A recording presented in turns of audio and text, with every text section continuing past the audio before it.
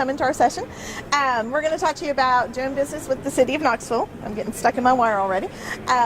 So kind of how to do business, how to get registered, how to get the bids and so forth. So we'll talk through that whole entire process with you. So this is kind of a, did you want to do this one? No, I was just going to introduce you. Oh, that might be helpful.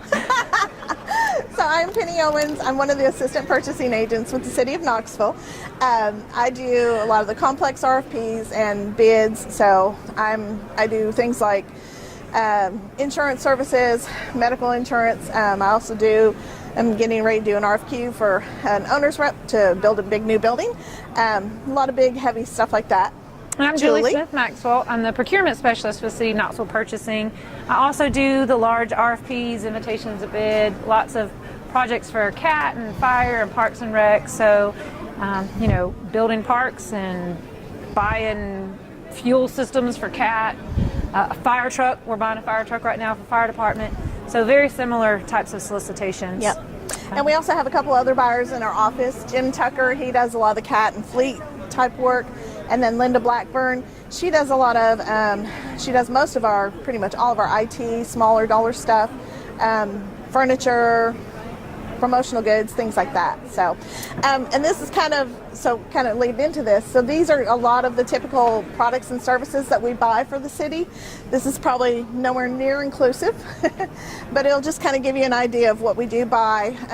We do a lot of construction, engineering. Like Julie said, we have police and fire. We buy for both of them. So we buy a lot of cars, we buy trucks, we buy all the fleet vehicles, big heavy equipment for public service. Janitorial, yeah. Our landscaping. And then every year something shows up that we've never seen before. Like, we're buying social workers. I didn't know that was a product or a service we would buy, but yep. Let's buy some social workers. Right. So like every year something might show up that we buy that we've not bought before. So, I mean, think dog food. We have to feed all those canines. Yep. Who thought the city bought dog food? Well, that makes sense when you think about it, but that is just not an inclusive list. We're randomly buying stuff all the time that we may not even thought we needed. All right, so we'll talk through procurement thresholds. You want to take this one or you want me to do this one? Sure. Anything that's under $5,000, the purchasing department will probably not see it. Every department has the ability to purchase things under $5,000 all on their own. So let's say the police department's buying a new camera. It's a $2,000 camera and they're just buying one. They can go and just buy it themselves without us. We don't ever see that. But let's say that they're buying 10 cameras. They're going to replace all the cameras in their inventory and they're buying 10 of those $2,000 cameras. They've now gone over their $5,000 threshold. It's now going to be about a $20,000 purchase, and they now hit our second threshold. Over $5,000 and under $25,000, that threshold definitely comes to our office. We're likely to put it out as a quote, and it's going to go on our website for a week. If it goes over $25,000, it's going to be one of these sealed solicitations. A quote, you can email it or fax us your price. A solicitation that's an invitation to bid, RFP, RFQ, letter of interest, those are all sealed submissions. You cannot email or fax this to us. It needs to come to us sealed, and we're not going to open it until bid day. That's anything over $25,000. The difference between what those mean, a request for quote, again, it's just something that you can write out and fax it or email it to us. The other four are sealed. An invitation to bid, we're going to evaluate based on price. So the lowest price for the most responsible firm is going to win. A request for proposal, that price is going to only be one small piece. We're going to have evaluation criteria that's going to be listed in the submission or the proposal so that you know what we're evaluating. We may say 40 points for price, 35 points for your experience, and you need to give us some kind of background in your proposal explaining how you're qualified. We may give some points for your delivery. How long is it going to take for us to get this product? There might be other things in there that are specific to that procurement that we're going to evaluate before we determine who we're actually going to award to.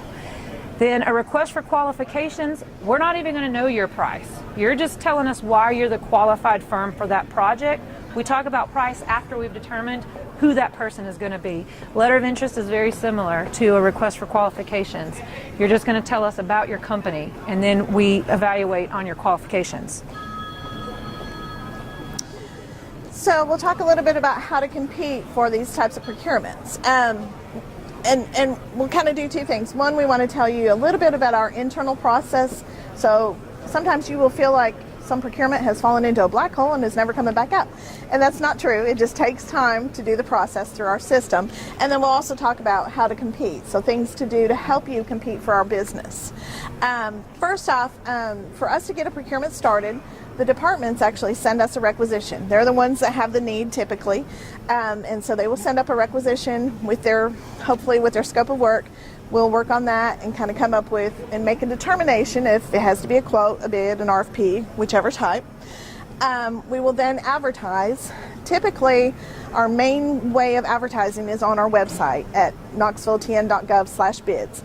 If you check that website, that's always going to be where everything we have posted for solicitation is at. Occasionally, there will be things in the newspaper. I know with construction, a lot of the time we do still put that in the paper. If it's something really big, a lot of visibility, something we really need to get a lot of coverage on, we might put that in the newspaper as well. Our bids, typically, bids and RFPs, a minimum of 3 weeks on the website. So we try to give you enough time, that's hard sometimes to throw a proposal together and put all your qualifications, and so we try to do at least 3 weeks on those. Our quotes typically just stay out for a week because they're simple. Put your price on there and submit those. So after we've gotten the bid or RFP posted, we'll have a time period open for questions. So for example, if I posted something today, then questions might be due like in 2 weeks. And you have to get any questions you have into us at that time. Julie will talk about this a little more too, but those have to come to us via email, and once we hit that deadline, we can't answer your questions anymore. Julie will want to talk to you about her dog. But we give you that time to take exceptions, ask questions, make sure you ask all that. Sometimes we'll do pre-proposals and pre-bid meetings. So I've got one right now where we're doing an antenna system for the Knoxville Convention Center. So we're going to need to walk the building so the people proposing on that can see what kind of coverage they'll have to put in. Those are great to attend. We typically don't make them mandatory, but if you ever see a mandatory one and you want to bid, make sure you're there. So after we've answered all the questions, we've hit the bid end date, we then have a public bid opening. You can come to our office if you want to for that. It's always at 11 o'clock. We will hammer that home a lot. And you're welcome to come. On the bids, we will actually open them up and tell you what the prices are and who everybody is that put in a bid. On the proposals, we'll tell you who proposed, but we don't share the cost on those because that's a different process. It has to go through an evaluation process. Sealed submission bids, 11 o'clock, as I said, that's 11:00:00. If you're 1 second late, we cannot accept it. Per state law, we have to take it right at that time. Our quotes are typically at 2:30 p.m. With those aren't sealed, so it's not quite as big a deal. You can fax them ahead of time or email them and so forth. After we've opened them for an invitation to bid, we're going to go through, write down all the who's put in their bid and put the prices, and then we post that on our website. So the same place where you've gone and gotten the solicitation from at knoxvilletn.gov/bids, we'll post the bid tabs there. Same thing with RFPs. We'll post who all proposed, but we will not put the cost on those. And then we will, on bids, that's a little quicker process. We'll go ahead and make the award. We'll send, if it's over a certain threshold, we'll send it to our law department to go to council for approval. And then there'll be a contract. If it's under $25,000, then we can award the purchase order and you'll get that within probably a week. But on the RFPs, with those, we have to put an evaluation team together, meet to go through the proposals, evaluate. We may even ask some people in for interviews. Sometimes we do that. We don't have to, but at times we do if we have more questions and want more detail.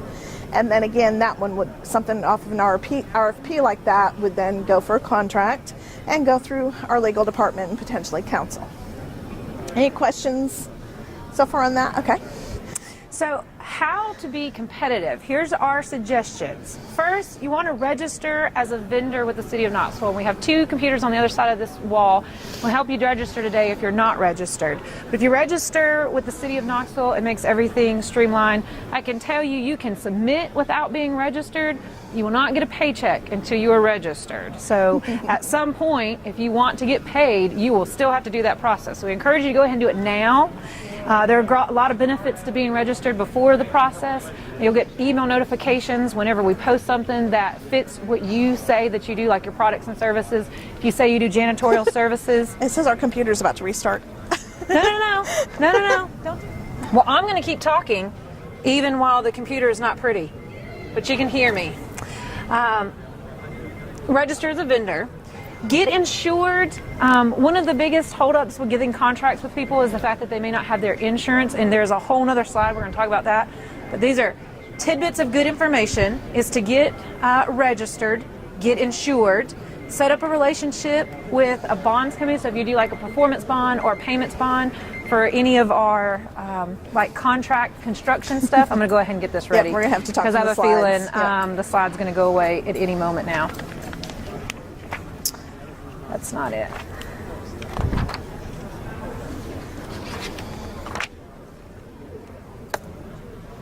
Okay, moving Sureties. on. Yep.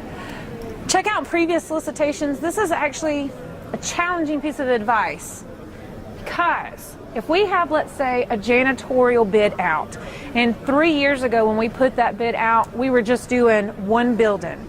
If you go to pull the procurement information from the last bid and you're just looking at what the vendors' prices were and who won, that's only a small piece of the information, because this year we may now do 3 buildings.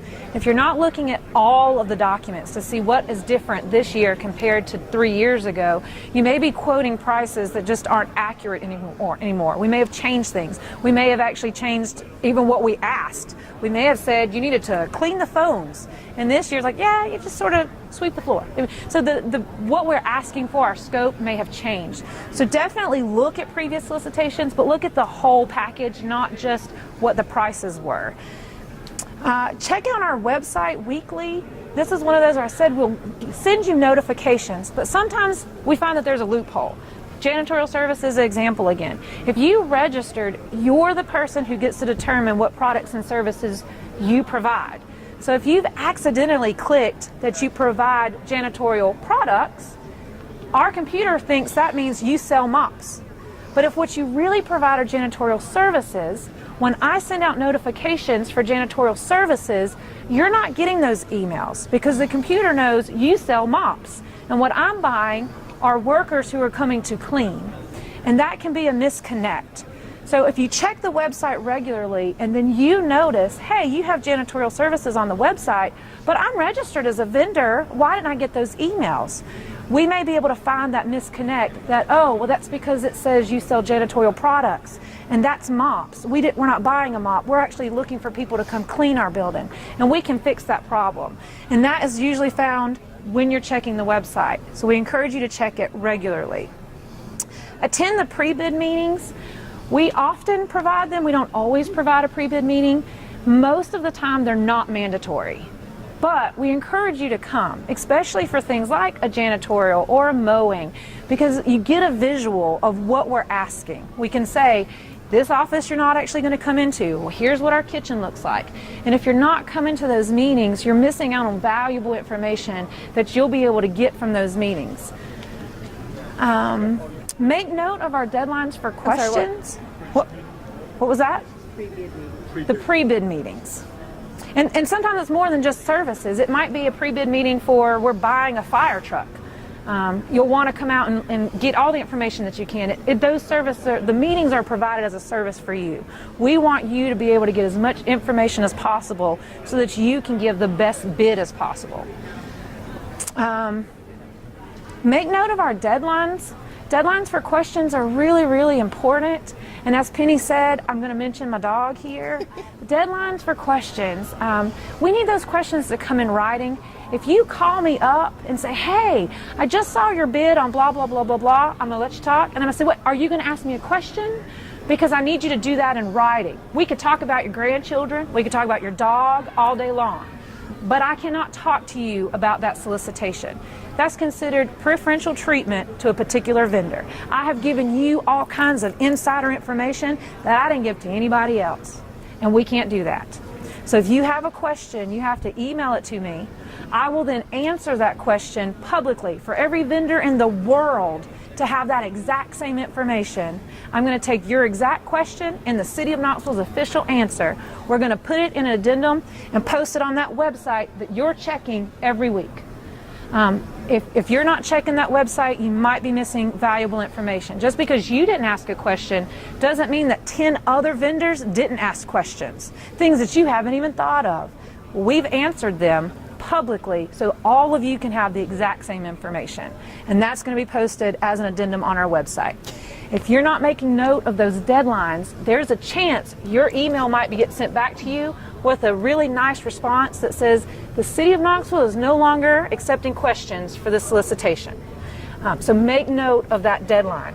Per state law, we cannot post an addendum to our website within 48 hours of a bid opening. If we have to do that for some reason, we then have to change when we're opening that bid. So it's a 48-hour window, and that's per state law. So those deadlines are set, and they're there for a reason. Am I losing the computer? Yeah. I can't even read the next I know. tidbit of information. Stay current on your insurance. Again, we're going to go over insurance in a minute, but you really don't want to hold up the process because you let your insurance lapse. The City of Knoxville is not going to do business. We're not going to pay you. We're not going to move forward with our work with you if we don't have our insurance covered. Submit your bids on time. As Penny mentioned earlier, 11 o'clock. Tidbit of nice advice from the City of Knoxville. We are located on the 6th floor of the City County building where there is 0 parking. The elevators are slow. We have security. We're on the 6th floor, which means you're going to stop on an elevator at every floor on your way up.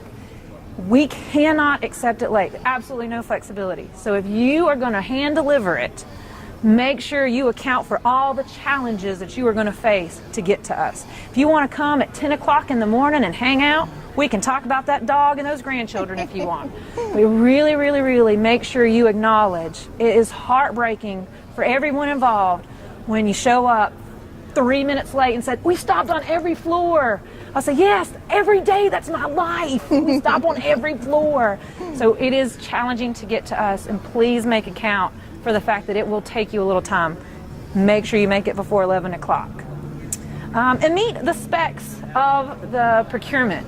Sometimes we are specific in, we have to have this brand, and that is rare, but if it's there, it's probably a compatibility issue. We can't keep an inventory of 9 different products to meet this one thing. We may have to be specific, it has to be this. It's rare. But if we're asking for specs, make sure that you're meeting those. And if you think we may have made a problem, hey, this and this and this are also compatible with that, can we do a substitution? It's called making an exception. Contact us. Ask that in a question. We may be able to do some exceptions, but we won't know if you haven't asked. And if you wait until when you turn in your bid, we may not be able to accept it. So make sure you're meeting the specs. If for some reason you think you need an exception, communicate that with us. Awesome. So, and hopefully you all have the packet so you can kind of follow along with us in the slides. And these slides will be on our website as well, as Boyce mentioned earlier. So bid notifications, that next slide, it's just kind of a copy of what the bid notification will look like. We'll send an email automatically.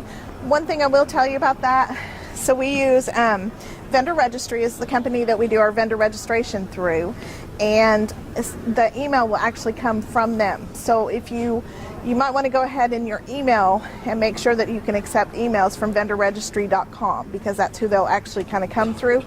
But it will kind of look like something similar to what we've got on the slide there. Construction. I know Julie doesn't like this slide, so I get to do this one. So, are any of you construction related? No? Well, okay.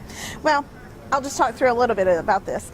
So if you are dealing with any type of construction contract or solicitation that we have, you have to be licensed to do business in the state of Tennessee. And so there are all sorts of different licenses. It's not just construction though. There are, if you're doing landscaping, there are certain licenses that you have to have. If you're installing a tennis court, there are certain licenses for that. So make sure you're aware of what licensure you have to have and have that available before you put in a bid or an RFP. Bid bonds, I don't think we would run into that really, except in construction. With construction contracts, if they're over $100,000, then we do require a bid bond. Every once in a great while, we might do that on something other than construction, but it's kind of rare. Performance and payment bonds, we might do that on something that was non-construction. So, for example, if we are doing a large software installation where we're buying software and it's going to take months to install, then we might require a performance bond and something like that. So you would need to get with your surety company and make sure that you can get the proper bonds. Oh, we're back. Woohoo. You're welcome. Yay. So as I mentioned, for construction, there's certain, there's HRA license, which is highway, railroad, airport construction, TDOT. If we have a TDOT funded project, you have to be pre-qualified with TDOT before we can even open your bid. So we have to actually check the website and make sure that you're pre-qualified with TDOT. We talked a little bit subcontractors. So if you have a subcontractor, they have to be licensed as well. So if you're like a general construction contractor and you're going to oversee the bulk of the work and do most of it, but you're hiring a masonry company and their piece is over $100,000, they have to be licensed and have the correct licensure. Insurance. This right here we'll talk about is our standard City of Knoxville insurance requirement. We require $2 million, $3 million on general liability. We require $1 million on auto and $500,000 on workers' comp. I will tell you, and you'll be like, gee, that seems kind of high. We're a little rare in that. Probably most everybody else that you will do business with, at least here in the Knoxville area, requires $1 million, $2 million. However, that is our requirement. That's what our risk department and our law department has said that we have to have. Sorry, no exceptions. A few minor things we can do, but for the most part, that's it. What I will say about insurance, and we'll talk about it more too, make sure up front that you can get what we need. You'll see later, we'll talk about a little more there. We require very, very specific endorsements. So we have to have additional insured endorsements and waiver of subrogation endorsements. If you're have put in a bid and put in a proposal and we say, congratulations, we're awarding this to you, go to your agent at that point. Make sure you can get all that. You might even want to do it before you even put in the bid, because what happens is it takes time to get those endorsements. That's actually a change to your policy. So it takes some time to do that. And that will be the one main thing, won't it? That will take a long time to get. We had a contractor recently, it took us 6 months to get the contract signed because he was having problems with his agent and his insurance company, and we couldn't give him the contract until we had those insurance documents. Is this mine? I can. Okay.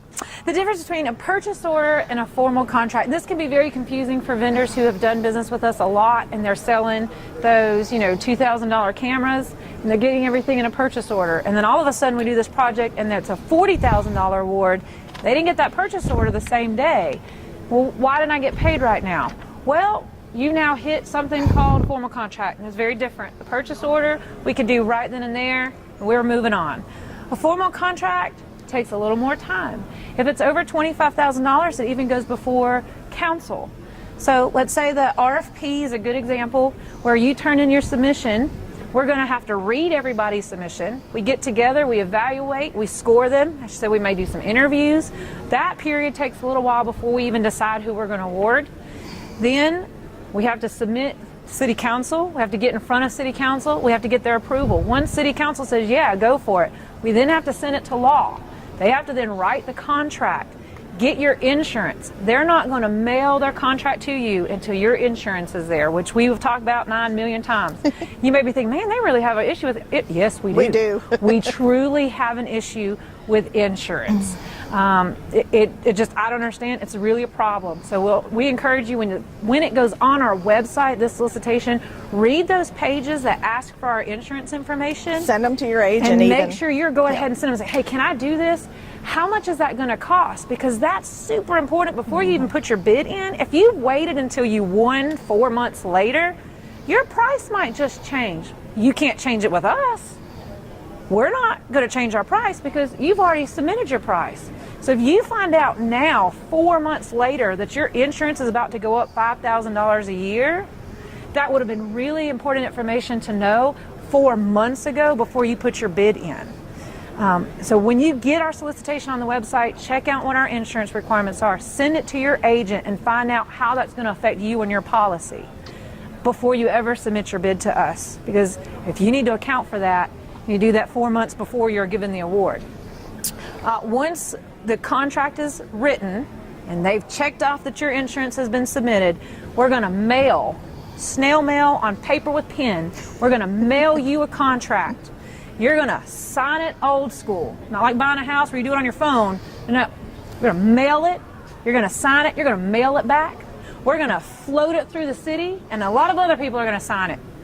And at some point, we're going to finally give you the call and say, okay, our old school process is finally official. You can now go to work. We make jokes, but it is true. At some point, we're going to put out one of these wonderful solicitations for how we can do this electronically. Not there yet. Penny will make this happen. She is working on it. We have an RFP drafted to fix that. But as of 2018, right now, we are still sending it to you through the mail, and you're going to send it back to us. That's a major difference between the purchase order, snap, snap. It happens real fast. And those are small things. The big stuff takes a little bit more time.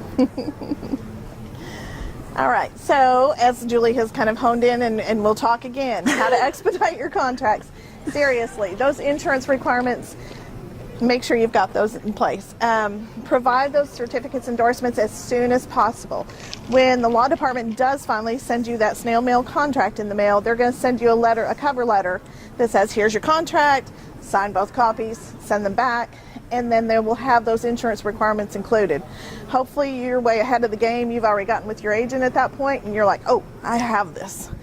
They want all that sent back together. Please, if you don't have all your insurance ready when you have that contract and ready to sign it, go ahead and send the contract back into the law department and say, hey, I'm working on my insurance, but we'll get it to you as soon as possible. That just helps expedite the process. That was it. I said that. Yep. Okay, good. So, any questions on that, on insurance? I know a lot of folks are like, oh, you require what? Okay, so next we just want to take you kind of on a tour through our website so you get familiar with where everything is. So this is our purchasing website at knoxvilletn.gov/purchasing. You'll hear us say that a lot. And one of the first things I want to point out is our vendor registration. So, excuse me, we talked a little bit earlier, and we have the 2 computers over here. If you're not already registered, you can log on and go ahead and register. One thing I will say about that is we have to have your W-9. So if you want to register today, that's fine, go ahead. And then when you get back to the office, log on and upload your W-9. We can't pay you until we have that W-9. With that, our system is run through a company called Vendor Registry.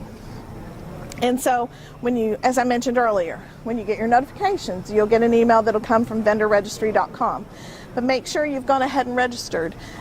We actually updated that system about 2 years ago. So if you were registered with the city 10 years ago, you might need to go back in and re-register. Another thing with that, I was going to say, and we forgot to mention this earlier, yeah. We will get calls often about, well, I'm on the vendor registry website and it wants to charge me a fee. Yes. I have to pay to register? No, you didn't go to our website like we told you to. Yeah, I'm at vendor registry. Yeah, we never told you to go to vendor registry. We told you to go to our website. There's a mislink there. If you go to vendor registry, they're going to ask you to pay a fee. We're not encouraging you to go to vendor registry. We're encouraging you to go to our website. If you go to our website, that fee is not being passed on to you. You go to our website, you click vendor registration, and you are directed to vendor registry, fee covered. You will not pay a fee if you come register through us.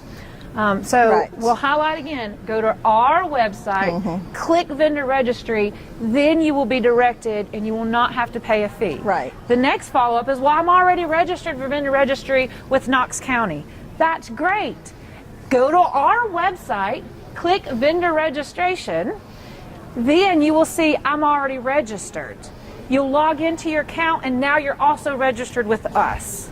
If you go and you log in on your own, you may face a fee. Right. So if you always go back to our website, you're going to pass that. You're not going to be asked to pay any kind of fee as long as you're coming from our website first. And that's true for you with any of the agencies. So there are, I think, at least 95 agencies across the state of Tennessee who use vendor registry for their registration system.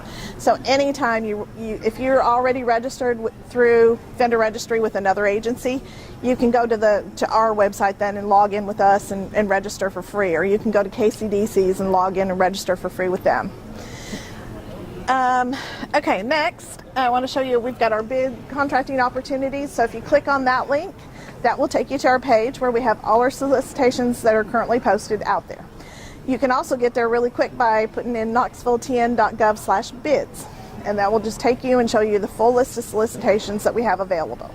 That's where you want to go to check every day to see, hey, what's new, or you want to go check for the addenda. If you're planning on bidding on something we have out there, that's where we'll post the addendums. Last thing I want to show in here is, not last, but small business and diversity page. So because of those folks, we're here today. Pamela Cotham and Angelia Rooks, who run our small business diversity office, they put together this event. They also are very willing to help you do business with us. If you have never put in a bid with us before and you see something out on our website and you're really interested in it and you're like, ooh, how do I do all this and where do I get these forms? Call Pamela. She will walk you through that process. She'll be glad to help you do that. If you can't get in touch with Pamela, call us. We do know how to do that as well, but Pamela is your main contact for that. I also want to show you this little events page right up here, or block. So that's where you can see upcoming events. So we do this annually, and our purchasing organization, East Tennessee Purchasing Association, ETPA, does an annual business trade show and matching event, which actually was just last week in Chattanooga. I see heads nodding. I've talked to other people that were there last week. No, these dates are old. That's not currently on our website. That's just an old slide. Right. Our website actually does have 2018 dates. Yes, but that's a great event, just like this one. At that event, every year, there are like 30 different agencies there besides us. So Knox County, Anderson County, UT, ORNL, everybody's there. So it's a really great way for you to come to one place and get to talk to all of us at one time. There are also a lot of vendors there. If you want, you can get a vendor booth. But if you're a smaller business, you can come walk through the trade show and potentially meet somebody that you might be able to partner with. So it's a really good opportunity. But we post things like that on our event little section there.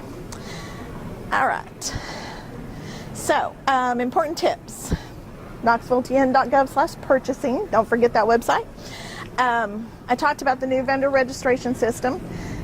Again, if you registered in the past, you might want to go back out. Another thing that will happen, so say that I own a small business, or I work for a small business or a company, and I register on there as Penny Owens. Well, Penny decides to go on down the road because she's like, ooh, I like this place better. Now you're not going to get those notifications for your company. So it's a really good idea, if you have salespeople for your company, to have like a generic sales email address that you can put in the system to use. That way, if you have somebody leave, you still have an email address that you're getting the active notifications at. So that's just kind of a tip on that. Small business newsletter. On the previous page, if I can click back there, right here, small business newsletter. Our Pamela and Angelia put that out quarterly, I believe. That's a really good resource too. It will show upcoming bids that we have that might not even be on the website yet, but we know, hey, next 3 months we're going to have to put out some janitorial services or something like that. So they put a list of what's coming up on there, and then they also show what's been awarded. So you can kind of see, okay, who's getting the work, what's been awarded so far. Kind of helps you see what we buy as well. great resource in that. And little events that they may hear about that we may not put on our website because it's not ours, and it wouldn't be appropriate for us to advertise another person's event on a City of Knoxville website.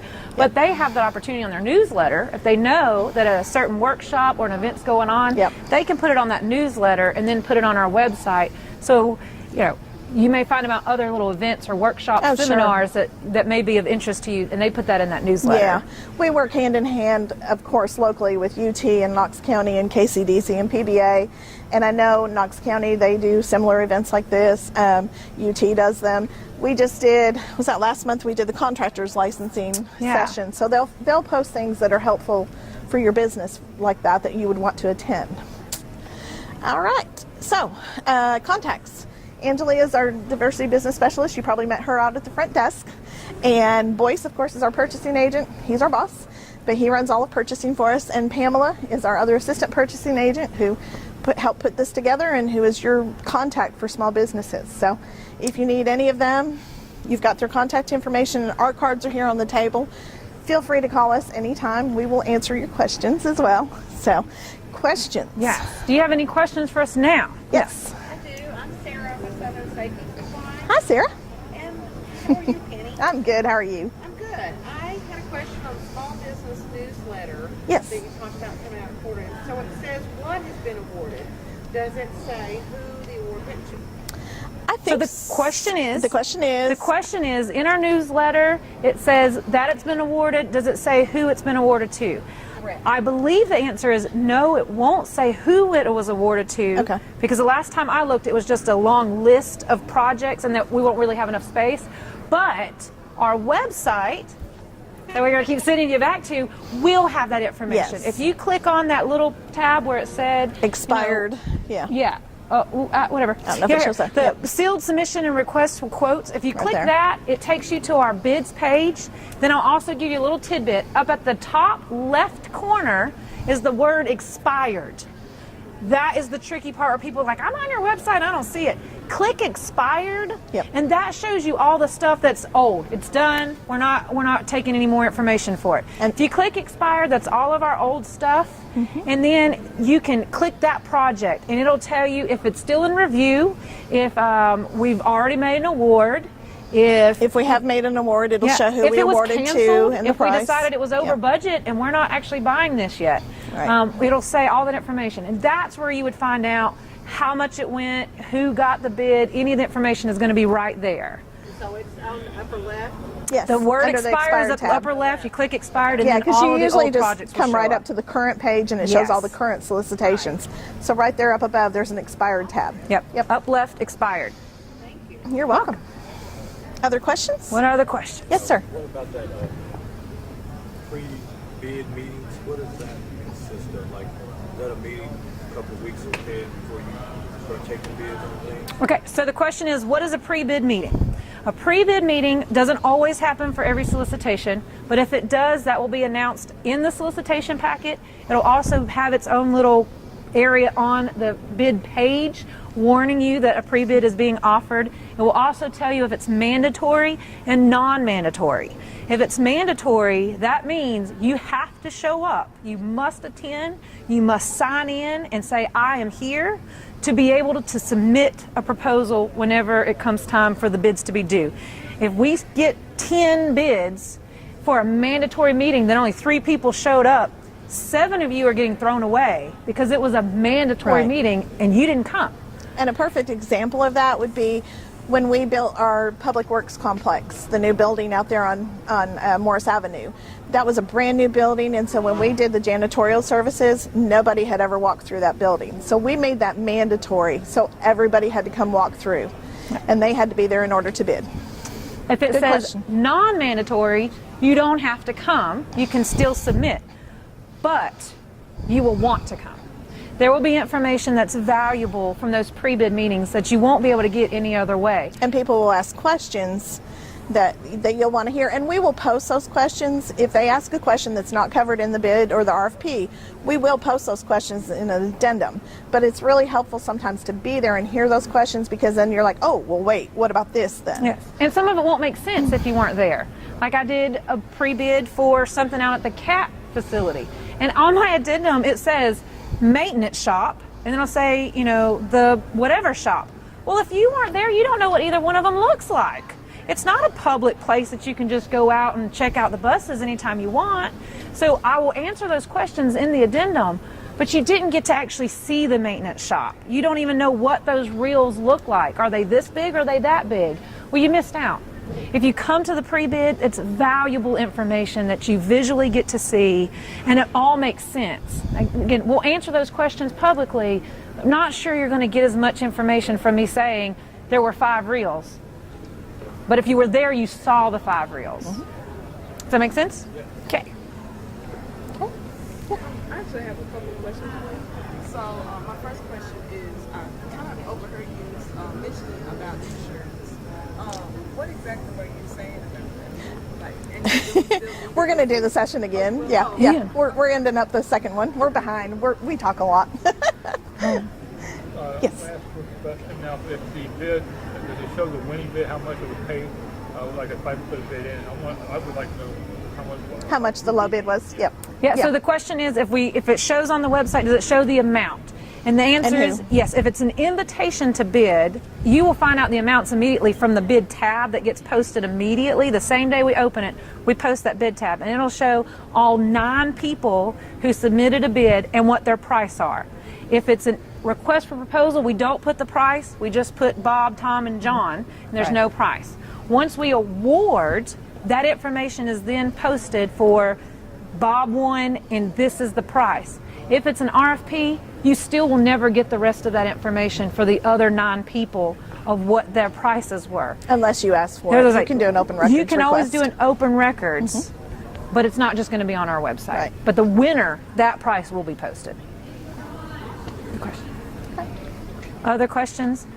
We had a question about insurance, and our suggestion was hang out for the next session because we talk about insurance a lot, and that's going to be a little lengthy of an answer. Okay. Great. Any other Thank you all. questions? Okay. Thanks. Oh, yeah. You're welcome. Thanks. You're welcome. Thank you. You're welcome.